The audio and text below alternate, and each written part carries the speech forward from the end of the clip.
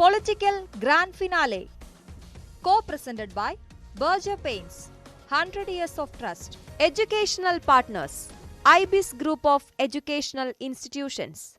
ഇനി കണ്ണടച്ചല്ല, കണ്ണ് തുറന്ന് സ്വപ്നം കാണാം. IBIS-ലൂടെ Indian Institute of Commerce, Lakshya.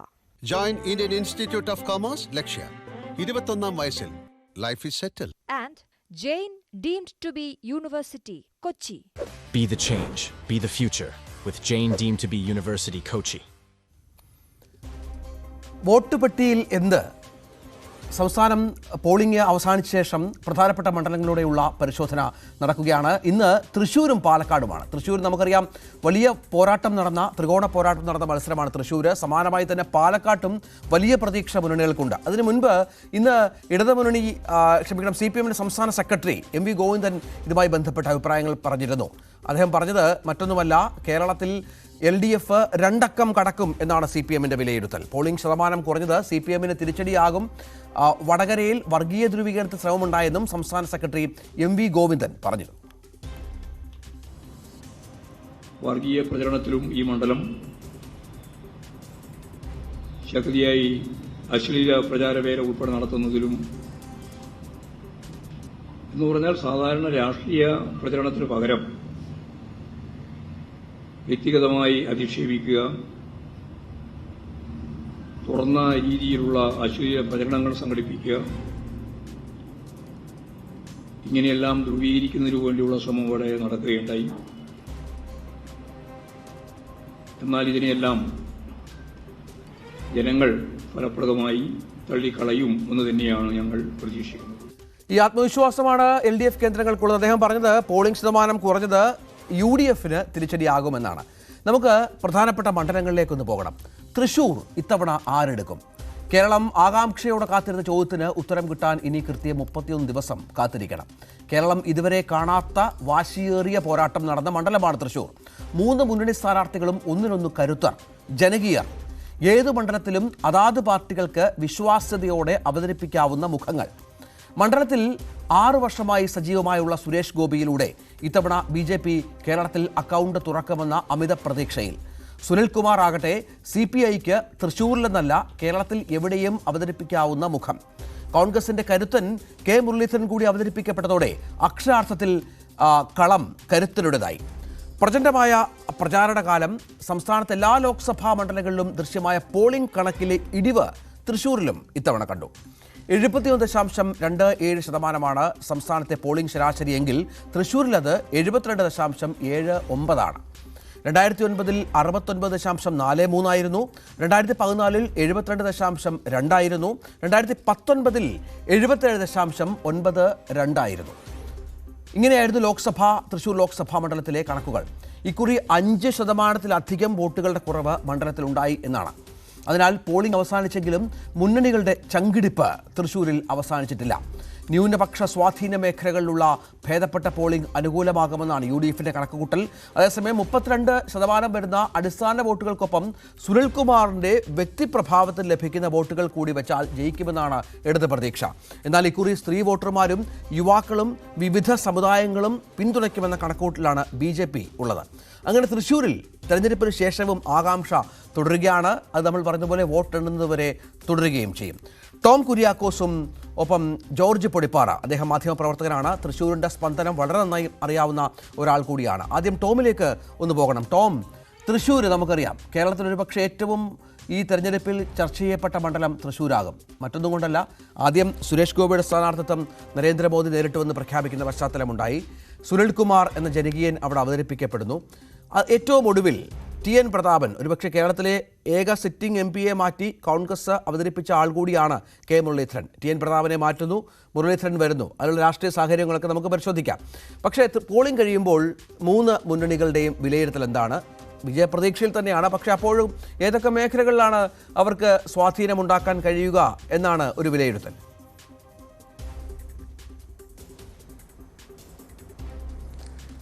Ranjith, കഴിഞ്ഞ ലോക്സഭാ തെരഞ്ഞെടുപ്പ് നമുക്കറിയാം. സുരേഷ് ഗോപിയുടെ രാഷ്ട്രീയ രംഗപ്രവേശം കണ്ട തെരഞ്ഞെടുപ്പാണ്. അന്ന് തൃശ്ശൂർ താൻ എടുക്കുമെന്ന് പറഞ്ഞുകൊണ്ട് തൃശ്ശൂരിലേക്ക് അദ്ദേഹം എത്തിയപ്പോൾ ഒരു സാധാരണ ഒരു സിനിമാ താരത്തിൻ്റെ ഒരു പ്രഖ്യാപനമായി മാത്രമാണ് അതിനെ കണ്ടത്. പക്ഷേ തൃശ്ശൂരിലെ രണ്ട് മുന്നണികളെയും വിറപ്പിച്ച പ്രകടനമായിരുന്നു സുരേഷ് ഗോപി നടത്തിയത്. അതായത് BJPയുടെ വോട്ട് 50% വർദ്ധിക്കുന്നു. 3 ലക്ഷത്തോളം അടുത്ത് തൃശ്ശൂരിൽ BJPക്ക് വോട്ട് സമാഹരിക്കാൻ കഴിയുന്നു. അതായത് തൃശ്ശൂർ ഒരിക്കൽ പോലും BJPയുടെ ഒരു സ്റ്റാർ മണ്ഡലമായിരുന്നില്ല, ഒരു A+ മണ്ഡലമായിരുന്നില്ല. അതുവരെയും പത്തനംതിട്ടയും പാലക്കാടും തിരുവനന്തപുരവും കാസർഗോഡും ഒക്കെ BJP വിജയപ്രതീക്ഷ വയ്ക്കുമ്പോൾ പക്ഷേ തൃശ്ശൂരിലൊരു മികച്ച പോരാട്ടം നടത്താൻ സുരേഷ് ഗോപിക്ക് കഴിയുന്നു. കഴിഞ്ഞ നിയമസഭാ തെരഞ്ഞെടുപ്പിലേക്ക് വരുമ്പോഴും സമാനമായ രീതിയിൽ തന്നെ ഒരു ത്രികോണ മത്സരത്തിൻ്റെ പ്രതിനിധി തൃശ്ശൂർ നിയമസഭാ മണ്ഡലത്തിൽ സുരേഷ് ഗോപി കാഴ്ചവെക്കുന്നു. അതായത് രഞ്ജിത്ത് നേരത്തെ സൂചിപ്പിച്ചതുപോലെ കഴിഞ്ഞ 5 വർഷത്തിലധികമായി ഏകദേശം 6 വർഷത്തോളം തൃശ്ശൂർ മാത്രം കേന്ദ്രീകരിച്ച് സുരേഷ് ഗോപി നടത്തിയ ഒരു പ്രകടനങ്ങൾ, അവിടെ നടത്തിയിട്ടുള്ള പ്രവർത്തനങ്ങൾ, ഇതൊക്കെ വോട്ടായി മാറുമെന്ന കൃത്യമായ കണക്കുകൂട്ടൽ BJPക്ക് ഉണ്ടായിരുന്നു. നമ്മൾ ഈ ഒരു വോട്ടിംഗ്, അതായത് പോളിംഗ് പൂർത്തിയായപ്പോൾ അതിൻ്റെ ഒരു നേരത്തെ രഞ്ജിത്ത് സൂചിപ്പിച്ചു തൃശ്ശൂരിലെ പോളിംഗ് ശതമാനം 5% പോളിംഗ് കുറഞ്ഞുവെന്ന്. പക്ഷേ ഇതിൻ്റെ യഥാർത്ഥ കണക്കിലേക്ക് വരികയാണെങ്കിൽ ശതമാനക്കണക്കിൽ 5% കുറവുണ്ടായി കഴിഞ്ഞ ലോക്സഭാ തെരഞ്ഞെടുപ്പിനെ അപേക്ഷിച്ച് നോക്കിയാൽ.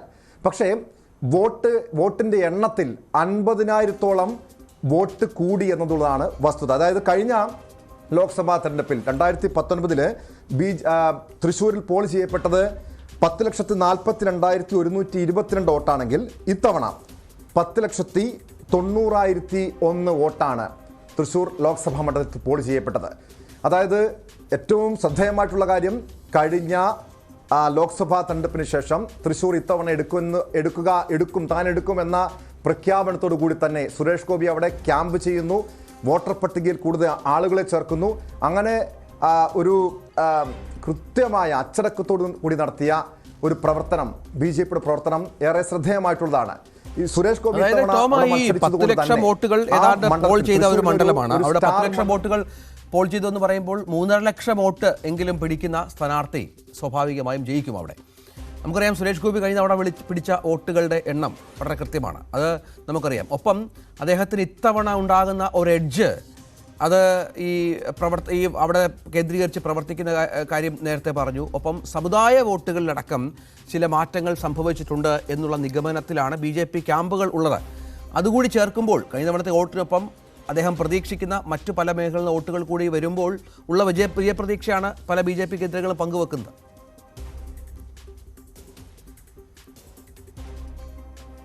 തീർച്ചയായും. കാരണം കഴിഞ്ഞ തവണ 2019 സുരേഷ് ഗോപി എന്നൊരു താരത്തെയാണ് നമ്മൾ കണ്ടതെങ്കിൽ ഇത്തവണ സുരേഷ് ഗോപി എന്ന ഒരു ഇരുത്തം വന്ന രാഷ്ട്രീയ നേതാവിനെയാണ് അവിടുത്തെ പ്രചാരണത്തിലുടനീളം കാണാൻ കഴിഞ്ഞത്. അതിൽ പ്രധാനമായും കഴിഞ്ഞ തവണ 2,90,000 വോട്ട്, അതിനുശേഷം അദ്ദേഹം നടത്തിയിട്ടുള്ള പ്രവർത്തനങ്ങൾ, അവിടുത്തെ ഓരോ വ്യക്തികളുമായി ഉണ്ടാക്കിയ ബന്ധം, മാത്രമല്ല മതന്യൂനപക്ഷങ്ങളിലേക്ക് കയറാനുള്ള അവരുടെ പിന്തുണ നേടാൻ വേണ്ടിയുള്ള പല പ്രവർത്തനങ്ങളും ഉണ്ടായി. അവിടെ 40% വരുന്ന ന്യൂനപക്ഷ വോട്ടേറെ നിർണായകമാണ്. കാരണം ഒരു ഹൈന്ദവ ഒരു സ്വഭാവം, സംസ്കാരം കൃത്യമായി വിളിച്ചോതുന്ന ഒരു മണ്ഡലമാണെങ്കിൽ പോലും ഏറെ നിർണായകമായിട്ടുള്ള തൃശ്ശൂർ, ഒല്ലൂർ, ഇരിങ്ങാലക്കുട ഉൾപ്പെടുന്ന പ്രദേശങ്ങൾ നോക്കിക്കഴിഞ്ഞാൽ അവിടെ ക്രൈസ്തവ മതന്യൂനപക്ഷത്തിന് വലിയ സ്വാധീനമുണ്ട്, ഗുരുവായൂരിൽ മുസ്ലിം സമുദായത്തിന് വലിയ സ്വാധീനമുണ്ട്. പക്ഷേ ഈ ക്രൈസ്തവ വോട്ടുകൾ ലക്ഷ്യമിട്ട് പല പ്രവർത്തനങ്ങളും നമ്മൾ കണ്ടതാണ്. അദ്ദേഹം പല പള്ളികളിൽ സന്ദർശനം നടത്തുന്നു, ക്രൈസ്തവ വിശ്വാസത്തെ പ്രകീർത്തിക്കുന്നു. അതോടൊപ്പം ഏറ്റവും അവസാനമായി തൃശ്ശൂരിലെ കത്തീഡ്രൽ പള്ളിയിലെ മാതാവിന് കിരീടം വെച്ചതടക്കമുള്ള കാര്യങ്ങളൊക്കെ നമ്മൾ കണ്ടതാണ്. പക്ഷേ ഇതൊക്കെ അട്ടിമറിക്കുന്ന രീതിയിലുള്ള അവസാന ദിവസം, അതായത് പോളിംഗ് ദിവസം, തൃശ്ശൂർ ആർച്ച് ബിഷപ്പ്, അതായത് CBCയുടെ അധ്യക്ഷൻ കൂടിയായിട്ടുള്ള തൃശ്ശൂർ ആർച്ച് ബിഷപ്പ് മാർ ആൻഡ്രൂസ് താഴത്തിൻ്റെ ഒരു പ്രതികരണം, അത് BJPയെ സംബന്ധിച്ച് വലിയൊരു ആശങ്കപ്പെടുത്തുന്ന കാര്യം തന്നെയാണ്. അതായത് മണിപ്പൂർ ഇപ്പോഴും ഞങ്ങളുടെ മനസ്സിലുണ്ട്, മണിപ്പൂർ കേരളത്തിലും പ്രതിഫലിക്കും എന്ന് പറഞ്ഞതോടുകൂടി BJP ഒരു പരിധിവരെ അങ്കലാപ്പിലായി എന്ന് തന്നെ പറയേണ്ടി വരും. കാരണം അത് സുരേഷ് ഗോപിയും മണത്തറിഞ്ഞു എന്ന് തന്നെ മനസ്സിലാക്കണം. അവസാനത്തെ ഒരാഴ്ച അതിൻ്റെ ഭാഗമായിട്ടായിരിക്കണം ഈ പരസ്യ പ്രചാരണം കഴിഞ്ഞ് നിശബ്ദ പ്രചാരണത്തിൻ്റെ ദിവസം അരുവിത്തറ പള്ളിയിൽ പോകുന്നു, പാലാ ബിഷപ്പുമായി കൂടിക്കാഴ്ച നടത്തുന്നു. ഈ തൃശ്ശൂരിലെ പൂർണ്ണമായിട്ടുള്ള, അതായത് ഏകദേശം ഒരു 50,000-ലധികം ക്രൈസ്തവ മതന്യൂനപക്ഷത്തിൻ്റെ വോട്ട് കൂടി ലഭിച്ചാൽ മാത്രമേ നേരത്തെ രഞ്ജിത്ത് പറഞ്ഞ ആ 3.5 ലക്ഷത്തോളം വോട്ടിലേക്ക് എത്താൻ സുരേഷ് ഗോപിക്ക് കഴിയൂ എന്നത് വ്യക്തമായിട്ടുള്ള കാര്യമാണ്. അതിനുശേഷം, അതായത് ഈ തെരഞ്ഞെടുപ്പ് പ്രചാരണ കാലയളവിൽ ഉണ്ടായിട്ടുള്ള പല കാര്യങ്ങളും, പല വിവാദങ്ങളും എടുത്തു നോക്കിയാൽ, തൃശ്ശൂർ പൂര വിവാദം, ഇത് BJPക്ക് അനുകൂലമാകുമെന്ന് കണക്കാക്കുന്നുണ്ട്. പക്ഷേ അങ്ങനെയാണെങ്കിൽ പോലും ഈ ക്രൈസ്തവ വിഭാഗത്തിന്റെ പിന്തുണ കൂടി കിട്ടിയാൽ മാത്രമേ 50,000 മുതൽ 1 ലക്ഷം വരെയും ക്രൈസ്തവ വിഭാഗത്തിന്റെ വോട്ട് കിട്ടിയാൽ മാത്രമേ BJPക്ക് ഒരു വിജയ സാധ്യതയുള്ളൂ.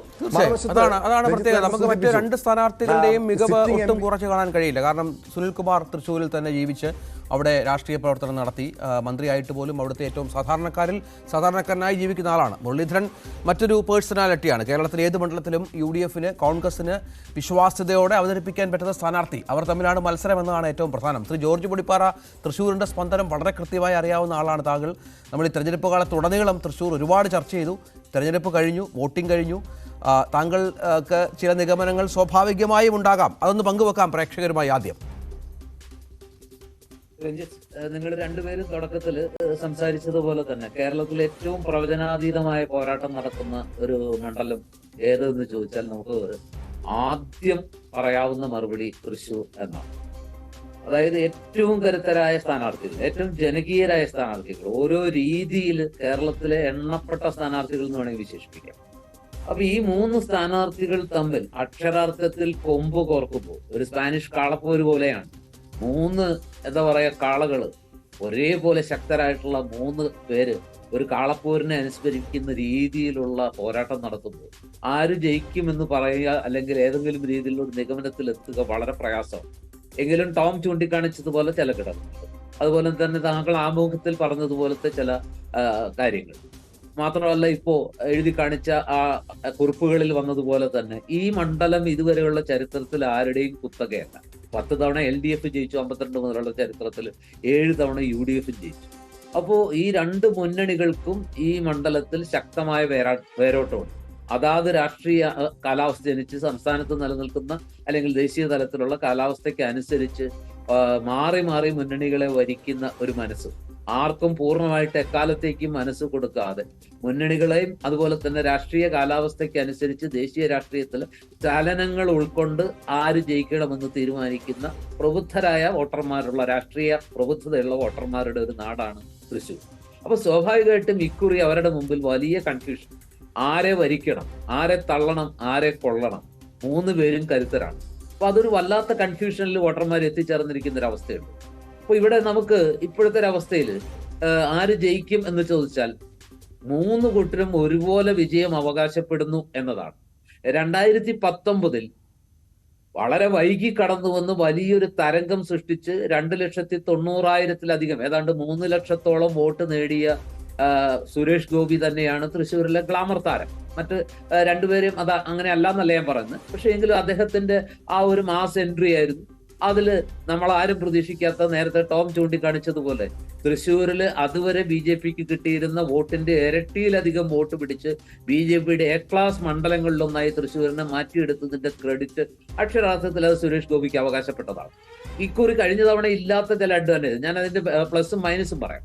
അതായത് കഴിഞ്ഞ തവണ വൈകി വന്നു, മാത്രമല്ല ഒരു പ്രതീക്ഷ വലുതായിട്ട് ഇല്ലാത്തൊരു മണ്ഡലമായിരുന്നതുകൊണ്ട് തന്നെ വലിയ മുന്നൊരുക്കങ്ങളൊന്നും നടന്നിരുന്നില്ല. തെരഞ്ഞെടുപ്പ് എന്ന് പറയുന്നത് കുറെ മുന്നൊരുക്കങ്ങൾ കൂടി ആവശ്യമുള്ള ഒരു സംഗതിയാണ്. എന്ന് പറഞ്ഞാൽ പുതിയ വോട്ടർമാരെ ചേർക്കുന്നതിലുള്ള ഒരു ജാഗ്രത, അതുപോലെ തന്നെ പരമാവധി വോട്ടർമാരെ മണ്ഡലത്തിൽ എത്തിക്കാനുള്ള സംവിധാനങ്ങൾ ഒരുക്കുന്നതിലുള്ള ജാഗ്രത, ഇങ്ങനെ ഒട്ടേറെ കാര്യങ്ങളുണ്ട്. ഇതിൽ ആദ്യത്തെ കാര്യം വളരെ നന്നായിട്ട് BJP ഇക്കുറി ചെയ്തു എന്നാണ്.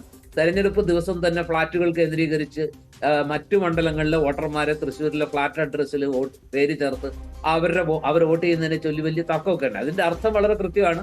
BJP അവർ നടത്തിയ മുന്നൊരുക്കത്തിന്റെ ഭാഗമായിട്ട് ധാരാളം പുതിയ വോട്ടർമാരെ ചേർത്ത്, അവരാവശ്യപ്പെടുന്നത് അവർ 50,000 60,000 പുതിയ വോട്ടർമാരെ ചേർത്തു എന്നൊക്കെയാണ്. അത് എത്രത്തോളം വിശ്വസിക്കാം, ചേർത്ത വോട്ടർമാരുടെ വോട്ട് മുഴുവൻ BJPക്ക് കിട്ടുമോ ഇല്ലയോ എന്നുള്ളതൊക്കെ വേറെ കാര്യം. ഏതായാലും അങ്ങനെ ഒരു വലിയ മുന്നൊരുക്കം അവർ നടത്തിയിരുന്നു. മാത്രമല്ല പ്രചരണത്തിന്റെ കാര്യത്തിൽ BJP ഒരു തൃശ്ശൂരിന്റെ ഒരു ഭാഷ കടമെടുത്താൽ ഒരു പണത്തൂക്കം മുന്നിലായിരുന്നോ എന്ന കാര്യത്തിലേ നമുക്ക് സംശയമുള്ളൂ. അപ്പൊ അത്രത്തോളം പ്രചണ്ഡമായ പ്രചരണം, അത്രത്തോളം മികച്ച മുന്നൊരുക്കം. 6 വർഷമായിട്ട് തൃശ്ശൂർ പിടിച്ചെടുക്കാൻ വേണ്ടി സുരേഷ് ഗോപി തൃശ്ശൂരിൽ തന്നെ താമസിച്ച്, എന്തിനു പറയുന്ന അദ്ദേഹത്തിന്റെ വോട്ട് പോലും തൃശ്ശൂരിലേക്ക് മാറ്റിക്കൊണ്ട്, കുടുംബത്തിന്റെയും വോട്ട് തൃശ്ശൂരിലേക്ക് മാറ്റിക്കൊണ്ട് ഇവിടെ സ്ഥിരമായിട്ട്, പിന്നെ പ്രധാനമന്ത്രിയുടെ 2-3 സന്ദർശനങ്ങൾ, ഇതെല്ലാം BJPയെ സംബന്ധിച്ചിടത്തോളം ഗുണകരമാണ്. അല്ലെങ്കിൽ BJP വിചാരിക്കുന്നത് ഇപ്പോഴില്ലെങ്കിൽ പിന്നെ ഒരിക്കലും ഇല്ല എന്നാണ്. കാരണം അവർ ചെയ്യാവുന്നതെല്ലാം ചെയ്തു. പക്ഷെ എങ്കിലും നേരത്തെ ടോം കുര്യാക്കോസ് ചൂണ്ടിക്കാണിച്ച, അതുപോലെ താങ്കൾ ചൂണ്ടിക്കാണിച്ച ചില കണക്കുകൾ വെച്ചുകൊണ്ട് ഞാൻ ഒരു കാര്യം ഒന്ന് വിശദമാക്കാൻ ആഗ്രഹിക്കാം. അതായത് തൃശ്ശൂർ ഇപ്പൊ 10 ലക്ഷം വോട്ടാണ് ചെയ്തത് എന്നാണ് നമ്മൾ കണക്ക് കൂട്ടുന്നത്. ഈ 10 ലക്ഷം വോട്ട് ചെയ്യുമ്പോൾ അതിനെ നമ്മളൊന്ന് ചെറുതാക്കിക്കൊണ്ട് 100 എന്ന് പരിഗണിച്ചാൽ, താങ്കൾ പറഞ്ഞതുപോലെ തന്നെ ഈ 10 ലക്ഷം വോട്ടിൽ 3.5 ലക്ഷം വോട്ട് ആർക്കാണോ കിട്ടുന്നത് ആ ആൾക്കാണ് ജയസാധ്യത. അപ്പൊ 100ലേക്ക് ആക്കിയാൽ 100ൽ 35 വോട്ട് പിടിക്കാൻ കഴിയുന്ന, അല്ലെങ്കിൽ 35% വോട്ട് നേടുന്ന ആൾക്കാണ് വിജയസാധ്യത. ഇവിടെ നമ്മൾ കണക്ക് പറഞ്ഞു 40% ന്യൂനപക്ഷ വോട്ടുകൾ തൃശ്ശൂരിലുണ്ട്, ബാക്കിയാണ് ഭൂരിപക്ഷ വോട്ടുകൾ. ഈ 40% ന്യൂനപക്ഷ വോട്ടില് ഏതാണ്ട് ഒരു 15-16% മുസ്ലിം വോട്ടുകളാണ്. ഈ 16% വരുന്ന മുസ്ലിം വോട്ടുകളിൽ സുരേഷ് ഗോപിക്ക് കാര്യമായ വിഹിതം ഉണ്ടാകില്ല.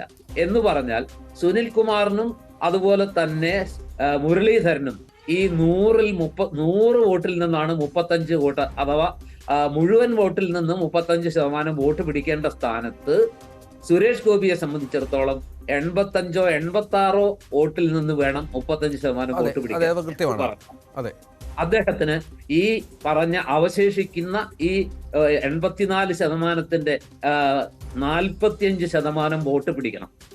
ആലോചിച്ച് നോക്കണം, 45% വോട്ട് കിട്ടിയാലേ ഈ മാജിക്കൽ നമ്പറിലേക്ക് എത്തുള്ളൂ, 35 വോട്ടിലേക്ക്, അല്ലെങ്കിൽ 35% വോട്ടിലേക്ക്.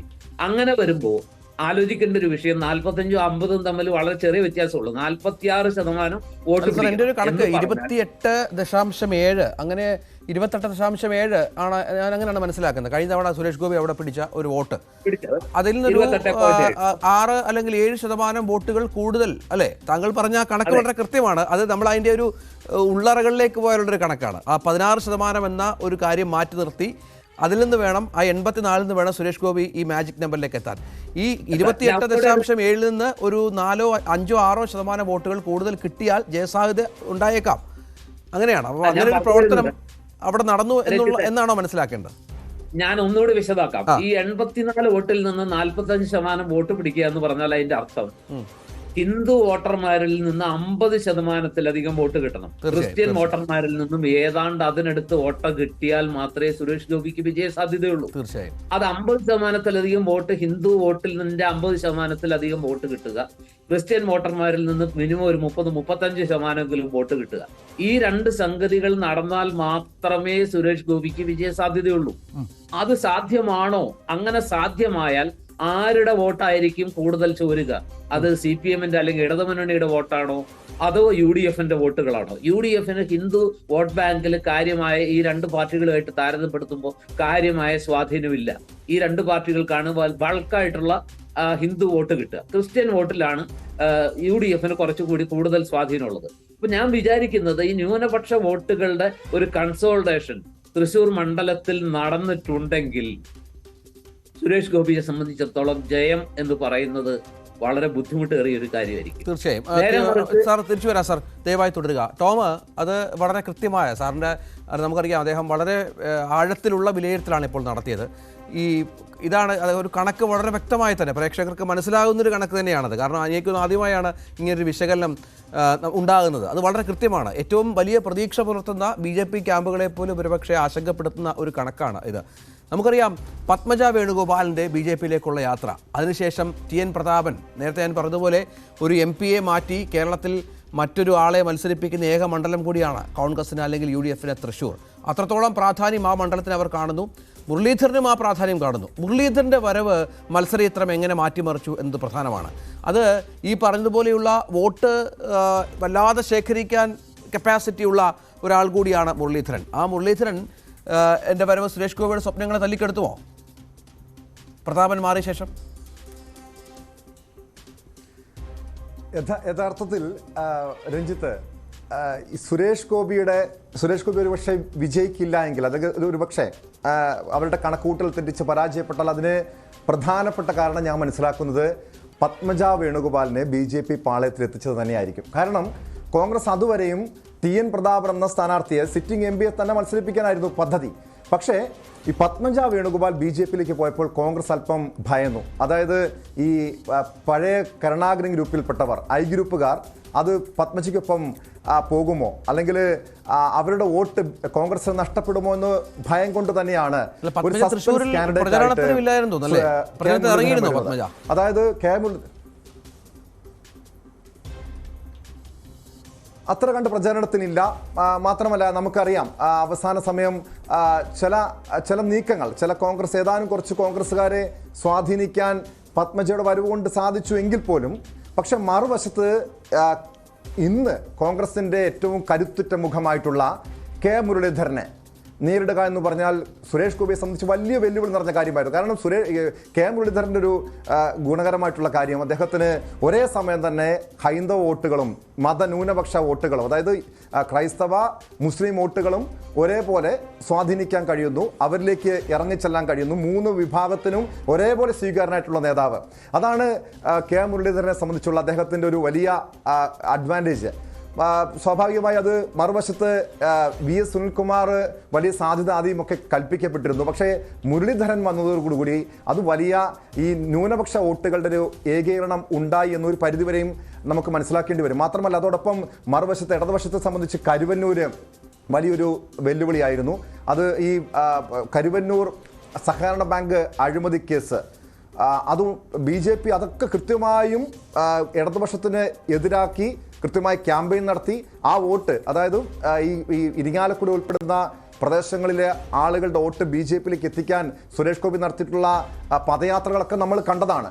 ആ വോട്ടുകളൊക്കെ സുരേഷ് ഗോപിക്ക് എത്തും എന്നവർ പ്രതീക്ഷിച്ചു. പക്ഷെ സുരേഷ് ഗോപിയുടെ കെ മുരളീധരൻ്റെ വരവോടുകൂടി പല രീതിയിലുള്ള അട്ടിമറികൾ സംഭവിച്ചു എന്ന് തന്നെയാണ് മനസ്സിലാക്കേണ്ടത്. ഒരുപക്ഷെ ഈ ചിത്രം നമ്മൾ കൃത്യമായി പരിശോധിച്ചാൽ ഈ ക്രൈസ്തവ വോട്ടുകൾ ഒരു പരിധിവരെയും സുരേഷ് ഗോപിക്ക് അനുകൂലമായി വരുന്ന ഒരു ട്രെൻഡ് തുടക്കത്തിലുണ്ടായിരുന്നുവെങ്കിൽ അവസാന സമയത്തേക്ക് വന്നപ്പോൾ, അതായത് നമ്മൾ കണ്ടതാണ് കേരളത്തിലെ പല പള്ളികളിലും കേരള സ്റ്റോറി പ്രദർശിപ്പിക്കുന്നു. മറുവശത്ത് ഇടതുപക്ഷവും കോൺഗ്രസും മണിപ്പൂർ BJPക്കെതിരായിട്ടുള്ള പ്രധാനപ്പെട്ട ആയുധമാക്കിയെങ്കിൽ പോലും ആദ്യഘട്ടത്തിൽ അത് ക്രൈസ്തവ വോട്ടർമാരെ അത് കാര്യമായി കണ്ട് അവരിലേക്ക് അത് സ്വാധീനിക്കപ്പെട്ടിരുന്നില്ല. പക്ഷേ അവസാന സമയത്ത് കേരളത്തിലെ പല മതമേലധ്യക്ഷന്മാരുടെയും ക്രൈസ്തവ മതപുരോഹിതന്മാരുടെയും ഭാഗത്തുനിന്ന് ഒരു മണിപ്പൂർ ഒരു മുറിവാണ് എന്ന രീതിയിലുള്ള പല പ്രസ്താവനകൾ കണ്ടപ്പോൾ BJPയുടെ എല്ലാ കണക്കുകൂട്ടലുകളും തിരിച്ചു വരാം. ശ്രീ ജോർജ് പൊടിപ്പാറ, മുരളീധരന്റെ വരവാണ് നമ്മൾ ചർച്ച ചെയ്തത്. കാരണം TN പ്രതാപൻ അവിടെ ജനകീയ MP ആണ്. അദ്ദേഹത്തിന് സമുദായത്തിന്റെ വളരെ വ്യക്തമായ പിന്തുണയുള്ള ആളാണ്. ആ വോട്ടുകൾ TN പ്രതാപൻ പിടിച്ച ആ വോട്ടുകൾ മുരളീധരൻ ലഭിക്കുമോ എന്ന കാര്യത്തിൽ കോൺഗ്രസിന് ഒരു ഉറപ്പുണ്ടെന്ന് കരുതാൻ പറ്റുമോ?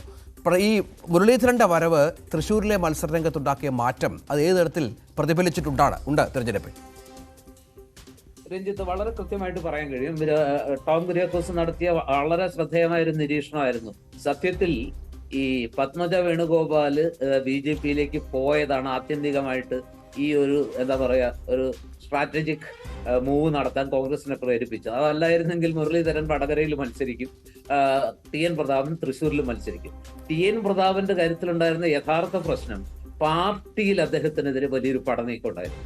താഴെത്തട്ടിലുള്ള പാർട്ടി പ്രവർത്തകർക്ക് TN പ്രതാപന്റെ MP എന്ന നിലയിലുള്ള പ്രകടനത്തിൽ വലിയ ഒരു അതൃപ്തി ഉണ്ടായിരുന്നു. അദ്ദേഹം വേണ്ടത്ര അവർ പ്രതീക്ഷിച്ച നിലവാരത്തിൽ ഉയർന്നില്ല. അദ്ദേഹം മണ്ഡലത്തിലെ വോട്ടർമാരുടെ വികാരങ്ങളെ വേണ്ടത്ര പരിഗണിച്ചില്ല. അല്ലെങ്കിൽ അദ്ദേഹത്തിന്റെ പ്രകടനത്തിൽ അവരുദ്ദേശിച്ചൊരു നിലവാരമോ അല്ലെങ്കിൽ ആ രീതിയിലുള്ള ഒരു ബെറ്റർ പെർഫോമൻസ്, കുറെ കൂടി നല്ല ഒരു പെർഫോമൻസ് അവർ പ്രതീക്ഷിച്ചിരുന്നു. അതുകൊണ്ട് തന്നെ പാർട്ടി അണികൾക്കിടയിലായിരുന്നു സത്യത്തിൽ TN പ്രതാപനെതിരെയുള്ള വികാരം. മറ്റു രീതിയിൽ ഇപ്പൊ സമുദായപരമായിട്ട് ഇപ്പോൾ ന്യൂനപക്ഷങ്ങളായിട്ടൊക്കെ പ്രതാപന് നല്ല ബന്ധമായിരുന്നു. തൃശ്ശൂർ അതിരൂപതയൊക്കെ ആയിട്ട് അദ്ദേഹം വളരെ നല്ല ബന്ധം പുലർത്തിയിരുന്നു. മുസ്ലിം മേഖലയിലൊക്കെ അദ്ദേഹത്തിന് സ്വാധീനം ഉണ്ടായിരുന്നു. ധീവര വോട്ടുകൾ, അങ്ങനെ ഒരുപാട് നല്ല ഘടകങ്ങൾ അല്ലെങ്കിൽ അനുകൂല ഘടകങ്ങളും ഉണ്ടായിരുന്നു. പക്ഷെ അതിനൊക്കെ അപ്പുറത്ത് ഇപ്പൊ കെ മുരളീധരൻ തൃശ്ശൂരിൽ ലാൻഡ് ചെയ്തതോടെ പാർട്ടി അണികളുടെ വലിയ ആത്മവിശ്വാസം വലിയൊരളവിൽ വർദ്ധിച്ചു. അവരൊരുപക്ഷെ പ്രതാപന് വേണ്ടി പ്രവർത്തിക്കുമായിരുന്നതിന്റെ എത്രയോ കൂടുതൽ ആവേശത്തോടെ, ഊർജ്ജസ്വലതയോടെ, ചിട്ടയോടെ പ്രവർത്തിച്ചു എന്നിടത്താണ് മുരളിയുടെ ആ ഒരു രംഗപ്രവേശത്തിന്റെ ഗുണം. അതായത് പാർട്ടി ഒറ്റക്കെട്ടായി മുരളീധരന് പിന്നിൽ അണിനിരുന്നു. മുരളീധരൻ വന്നതോടുകൂടി അതുവരെ ജയിച്ചേക്കാം KKPP എന്നുള്ളൊരു മനോഭാവമായിരുന്നു. കിട്ടി പോയാൽ പോയി എന്നുള്ളൊരു മനോഭാവത്തിലായിരുന്നു പാർട്ടിയെങ്കിൽ മുരളീധരന്റെ വരവോടെ ഇത് പിടിച്ചെടുക്കാം, തൃശ്ശൂര് നമുക്ക് ജയിക്കാം എന്നൊരു ഫീലിംഗ് ഉണ്ടായി. ആ ഒരു ആത്മവിശ്വാസം വളരെ വലുതാണ്. അതാണ് ഏറ്റവും വലിയ അഡ്വാൻറ്റേജ് ആയത്. മാത്രമല്ല, മുരളി എന്ന് പറയുന്ന ആള് വളരെ സീസൺഡ് ആയ ഒരു പൊളിറ്റീഷ്യനാണ്. അദ്ദേഹത്തിന് ആരെയൊക്കെ എങ്ങനെയൊക്കെ കൈകാര്യം ചെയ്യണമെന്ന് അറിയാം. മുസ്ലിം ന്യൂനപക്ഷത്തിനെ സംബന്ധിച്ചിടത്തോളം മുരളി വളരെ സ്വീകാര്യനാണ്. അത് വടകരയിൽ വളരെ വ്യക്തമായി തെളിയിക്കപ്പെട്ടതാണ്. അതുപോലെ തന്നെ ക്രിസ്ത്യൻ മേഖലയ്ക്കും, പ്രത്യേകിച്ച് തൃശ്ശൂരിലെ ആർച്ച് ബിഷപ്പ് അടക്കമുള്ള അല്ലെങ്കിൽ ഏറ്റവും പ്രബലമായ ക്രിസ്തീയ സമൂഹമായിട്ടുള്ള സീറോ മലബാർ സഭയെ സംബന്ധിച്ചിടത്തോളം മുരളിക്ക് വളരെ ഊഷ്മളമായ ബന്ധമാണുള്ളത്. അത് കരുണാകരന്റെ കാലം മുതൽ സീറോ മലബാർ സഭയ്ക്ക് ഉണ്ടായിരുന്ന ഒരു ബന്ധത്തിന്റെ ഒരു തുടർച്ച, ഒരു നൈരന്തര്യം മുരളിയിലൂടെ സാധ്യമാവുകയാണ് ചെയ്യുന്നത്. അപ്പൊ ഫലത്തിൽ മുരളിക്ക് ന്യൂനപക്ഷങ്ങളുമായിട്ടുള്ള ഒരു നല്ല ബന്ധം അദ്ദേഹത്തിന് വലിയൊരു അസറ്റായി മാറുന്നുണ്ട്. മാത്രമല്ല, ഭൂരിപക്ഷ മേഖലകളിലും ഒരുപക്ഷെ TN പ്രതാപനേക്കാൾ ഭൂരിപക്ഷ സവർണ ഹിന്ദു മേഖലയിലൊക്കെ കുറെ കൂടി, ഞാൻ ഏത് സമുദായം എന്നൊന്നും പറയുന്നില്ല, തൃശ്ശൂർ അടക്കമുള്ള പല മണ്ഡലങ്ങളിലും പഴയ ബന്ധങ്ങൾ ഉപയോഗിച്ച് ഒരുപക്ഷെ കോൺഗ്രസിനോ അല്ലെങ്കിൽ UDF-ന് കിട്ടാതെ പോയ, കഴിഞ്ഞ തെരഞ്ഞെടുപ്പിലൊക്കെ കിട്ടാതെ പോയ കുറെ വോട്ടുകളെങ്കിലും സമാഹരിക്കാൻ മുരളിക്ക് കഴിയും. അത് തേറമ്പൽ രാമകൃഷ്ണനെ പോലെയുള്ള ആളുകൾ കഴിഞ്ഞ 2 തെരഞ്ഞെടുപ്പുകളെ അപേക്ഷിച്ച് വളരെ സക്രിയമായി രംഗത്തുണ്ട്. അദ്ദേഹത്തിന്റെ ഇടപെടലുകൾ ഒരുപക്ഷെ തൃശ്ശൂർ മണ്ഡലത്തിനെങ്കിലും മുരളിക്ക് അനുകൂലമായ ഒരു ചെറിയ മാറ്റം ഈ പറഞ്ഞ സവർണ വോട്ടുകളിൽ സൃഷ്ടിക്കാൻ കഴിഞ്ഞിട്ടുണ്ട്. ഞാൻ വിചാരിക്കുന്നത് ഈ പറഞ്ഞ തീരദേശ മേഖലകളിൽ, പ്രത്യേകിച്ച് ന്യൂനപക്ഷത്തിന് സ്വാധീനമുള്ള ഗുരുവായൂരും അതുപോലെ തന്നെ മണലൂരും പുതുക്കാടും ഒക്കെ അടങ്ങുന്ന, ഒല്ലൂരും ഒക്കെ അടങ്ങുന്ന മേഖലകളിൽ മുരളിയുടെ സ്ഥാനാർത്ഥിത്വം UDF-നെ സഹായിച്ചിട്ടുണ്ട്. പക്ഷെ നമുക്കറിയാം, സുനിൽ കുമാർ ഒരു ജയന്റ് കില്ലറാണ്. അദ്ദേഹത്തോളം ജനകീയത ഈ പറഞ്ഞ 2 സ്ഥാനാർത്ഥികൾക്കും ഇല്ല എന്ന് നമ്മൾ അംഗീകരിക്കണം. മുരളിയും അതുപോലെ തന്നെ സുരേഷ് ഗോപിയും കുറച്ചുകൂടി ഉയർന്ന പ്രതലത്തിലാണ് നിൽക്കുന്നതെങ്കിൽ സുനിൽ കുമാർ എന്ന് പറയുന്ന ആൾ അക്ഷരാർത്ഥത്തിൽ ഡൗൺ ടു എർത്ത്, ഏറ്റവും ജനകീയനായ, ഏറ്റവും ജനങ്ങളിലേക്ക് ഇറങ്ങിച്ചെന്ന് അവരിൽ ഒരാളായി സ്വയം രൂപാന്തരപ്പെടാനും സ്വയം അവരോടൊപ്പം അലിഞ്ഞു ചേരാനുമുള്ള ഈ സുനിൽ കുമാറിന്റെ ഒരു കഴിവ്, ഒരിക്കൽ പരിചയപ്പെട്ടാൽ, ഒരിക്കൽ അടുപ്പം ഉണ്ടായാൽ ആ മനുഷ്യനെ മറക്കാൻ കഴിയാത്ത ഒരു സവിശേഷമായ വ്യക്തിത്വം സുനിൽ കുമാറിനുണ്ട്. മാത്രമല്ല, നേരത്തെ പറഞ്ഞതുപോലെ 32% വരുന്ന LDF-ന്റെ സോളിഡ് വോട്ട് ബാങ്കും ഉണ്ട്. പക്ഷെ ഞാൻ മനസ്സിലാക്കുന്ന ഒരു കാര്യം, ആ വോട്ട് ബാങ്കിൽ ഒരു വിഭാഗത്തിന്റെ പിന്തുണ അവർ പ്രതീക്ഷിക്കുന്ന അളവിൽ കിട്ടിയിട്ടുണ്ടോ?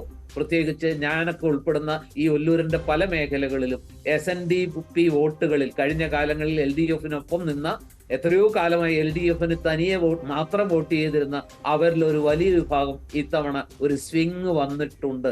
ആ വോട്ടുകൾ നഷ്ടപ്പെട്ടാൽ സുനിൽ കുമാറിന് എന്ത് സംഭവിക്കും? അതാണ് കാത്തിരുന്ന് കാണേണ്ടത്. അത് ആ തരത്തിലാണ്. കാരണം സമുദായ വോട്ടുകൾ ഏറെ പ്രാധാന്യമുള്ള, ഞാൻ മനസ്സിലാക്കുന്നത് ടോമിന് കുറച്ചുകൂടെ അറിയാമെന്ന് തോന്നുന്നു. കാരണം 3.5 ലക്ഷത്തോളം ന്യൂനപക്ഷ വോട്ടുകളുള്ള ഒരു മണ്ഡലം കൂടിയാണ് തൃശ്ശൂർ എന്നുള്ളത് വളരെ പ്രധാനപ്പെട്ടതാണ്. അവരിൽ എത്ര വോട്ടുകൾ പോൾ ചെയ്യപ്പെട്ടിട്ടുണ്ട് എന്നതിലൊക്കെ ഒരു വ്യക്തമായ കണക്ക് കൂടി വരേണ്ടതുണ്ട്. നമുക്ക് വളരെ പെട്ടെന്ന് തിരിച്ചു വരാം ഇടവേളയ്ക്ക് ശേഷം.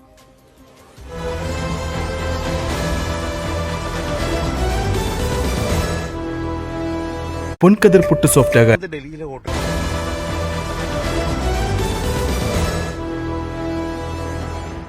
നമ്മൾ തൃശ്ശൂരിൽ തന്നെ തുടരുകയാണ്. ടോം, നമ്മൾ പറഞ്ഞ് അവസാനിപ്പിച്ചത് സമുദായ വോട്ടുകളുടെ കാര്യമാണ്. ശ്രീ ജോർജ് പൊടിപ്പാറ സാർ പറയുകയായിരുന്നു, സമുദായ വോട്ടുകൾ ഏത് തരത്തിൽ ഇത്തവണ പോൾ ചെയ്തിട്ടുണ്ട് എന്നത് പ്രധാനമാണ്. ഒപ്പം ഇടത് വോട്ടുകളിലും ഒരുപക്ഷെ ചോർച്ച ഉണ്ടായേക്കാം. അങ്ങനെ ഒരു അനാലിസിസ് നടത്തുന്നുണ്ടോ രാഷ്ട്രീയ കക്ഷികൾ?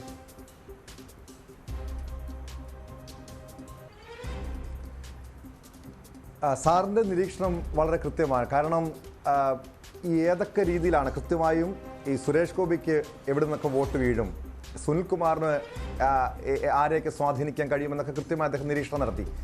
ഞാൻ മനസ്സിലാക്കിയതനുസരിച്ച്, അതായത് നമുക്കറിയാം, കഴിഞ്ഞ നിയമസഭാ തെരഞ്ഞെടുപ്പ് ഒന്ന് പരിശോധിച്ച് നോക്കിയാൽ ഈ തൃശ്ശൂർ ലോക്സഭാ മണ്ഡലത്തിൻ്റെ പരിധിയിലുള്ള 7 നിയമസഭാ മണ്ഡലങ്ങളും തൂത്തുവാരിയെടുത്തതാണ് ഇടതു മുന്നണി. അതിൻ്റെ വലിയൊരു ആത്മവിശ്വാസം ഉണ്ടായിരുന്നു. മാത്രമല്ല, ചില മണ്ഡലങ്ങളിൽ, നാട്ടിക, മണലൂര്, ഗുരുവായൂർ ഉൾപ്പെടെയുള്ള മണ്ഡലങ്ങളിൽ വലിയ രീതിയിലുള്ള ഭൂരിപക്ഷത്തോടു കൂടിയാണ് ഇടതുമുന്നണിക്ക് വിജയിക്കാൻ കഴിഞ്ഞത്.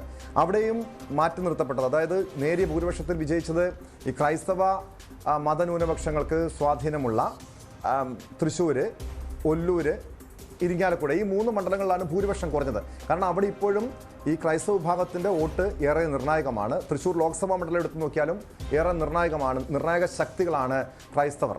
അതുകൊണ്ട് തന്നെയാണ് സുരേഷ് ഗോപി ഈ ഹൈന്ദവ വോട്ടിനൊപ്പം ക്രൈസ്തവ വോട്ടും സമാഹരിക്കാൻ വേണ്ടിയുള്ള നീക്കം നടത്തിയത്. അത് ഈ മുസ്ലിം വിഭാഗത്തിനോട്ട് കെ മുരളീധരൻ അനുകൂലമായി പോൾ ചെയ്യപ്പെട്ടു എന്ന് പൊതുവെ വിലയിരുത്തപ്പെടുന്നുണ്ട്. പക്ഷേ ക്രൈസ്തവ വോട്ട് ഒരു പരിധിവരെയും BJPക്ക് സുരേഷ് ഗോപിക്ക് അനുകൂലമാകും എന്നായിരുന്നു തുടക്കത്തിൽ നമ്മൾ കരുതിയത്. അതിൽ പല ഘടകങ്ങളുണ്ട്. സുരേഷ് ഗോപിയുടെ കുട്ടിക്കാലം മുതലുള്ള അനുഭവങ്ങളെക്കുറിച്ച് അദ്ദേഹം പറയാറുണ്ട്. എല്ലാ ദിവസവും ജപമാല ചൊല്ലുന്ന വ്യക്തിയാണ് അദ്ദേഹം. പള്ളികളിൽ സന്ദർശനം നടത്തുന്നു. പരിശുദ്ധ കന്യാമറിയുമായിട്ടുള്ള അദ്ദേഹത്തിനുള്ള ആത്മബന്ധം, ആ ഒരു വിശ്വാസത്തെക്കുറിച്ചൊക്കെ അദ്ദേഹം പറയും. അത് സ്ത്രീ വോട്ടർമാർ, പ്രത്യേകിച്ചും ക്രൈസ്തവ വിഭാഗത്തിൽപ്പെട്ട സ്ത്രീ വോട്ടർമാർ വലിയ രീതിയിൽ സ്വാധീനിക്കപ്പെട്ടിരുന്നു എന്നത് ഒരു വസ്തുത തന്നെയാണ്. പക്ഷേ മറ്റൊരു വശം, അവിടെ ഈ മണിപ്പൂർ എന്നത് വലിയ രീതിയിൽ ഇടതുപക്ഷവും UDFും ഒരു ക്യാമ്പയിനായി കൊണ്ടുവന്നു. മണിപ്പൂർ ഒരു 200ഓളം പള്ളികൾ തകർക്കപ്പെട്ടു എന്ന് പറഞ്ഞു.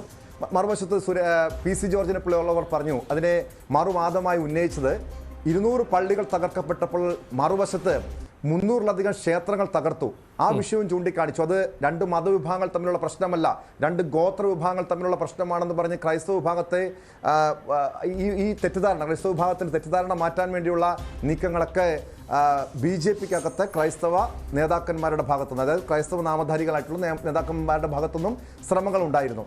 പക്ഷേ എങ്കിൽ പോലും ഞാൻ മനസ്സിലാക്കുന്നതനുസരിച്ച് ക്രൈസ്തവ വിഭാഗത്തിലെ സ്ത്രീ വോട്ടർമാരെ കഴിഞ്ഞ തവണ സുരേഷ് ഗോപി 2,90,000-ലധികം വോട്ട് നേടിയെങ്കിൽ അതിൽ ഏറ്റവും കൂടുതൽ വോട്ട് ലഭിച്ചത് സ്ത്രീ വോട്ടർമാരുടെ പിന്തുണയായിരുന്നു സുരേഷ് ഗോപിക്ക് ലഭിച്ചത്.